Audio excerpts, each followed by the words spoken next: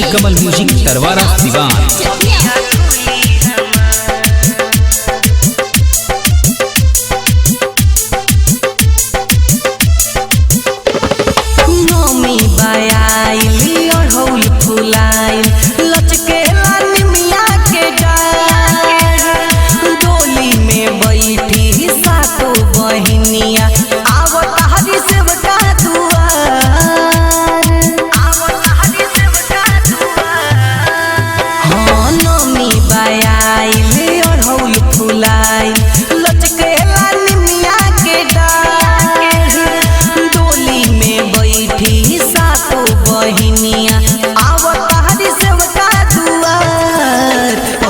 हमारे घरवा आई है मयरिया भगिया खुली हमार।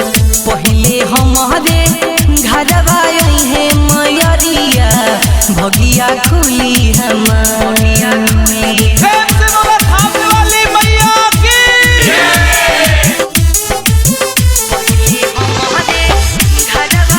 Mixed by Neelkamal music Tarwara Siwan. आठो पहर हम कहरी से बकाई चौमुखी दियवा हम 9 दिन जराई। आठो पहर हम कहरी से बकाई चौमुखी दियवा हम 9 दिन जराई। आठो पहर हम कहरी से बकाई चौमुखी दियवा हम 9 दिन जराई। पूजिले आरती उतार हो पूजिले आरती उतार। हाँ हमारे घरवा आई है मयरिया भगिया खुली हमार। हाँ हमारे घरवा आई है मयरिया भगिया खुली हमार।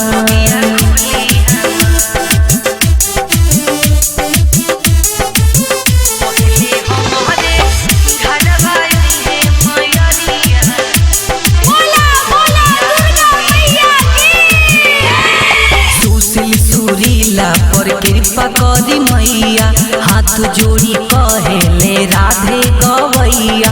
हाथ जोड़ी कहेले राधे गवैया।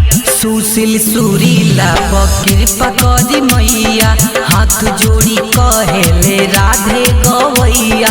हाथ जोड़ी कहेले राधे गवैया। सुशील सुरीला पर कृपा करी मैया हाथ जोड़ी कहेले राधे गवैया। परदीप भी करे इंतजार हो संदीप भी करे इंतजार।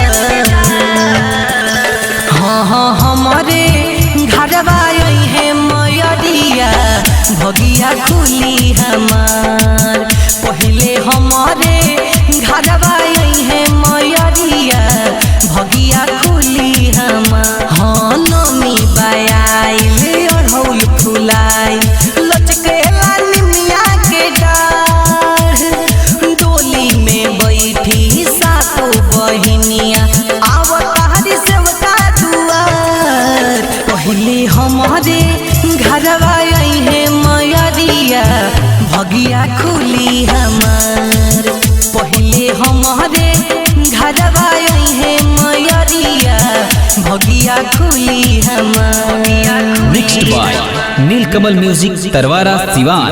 कॉन्टैक्ट 7765 882324।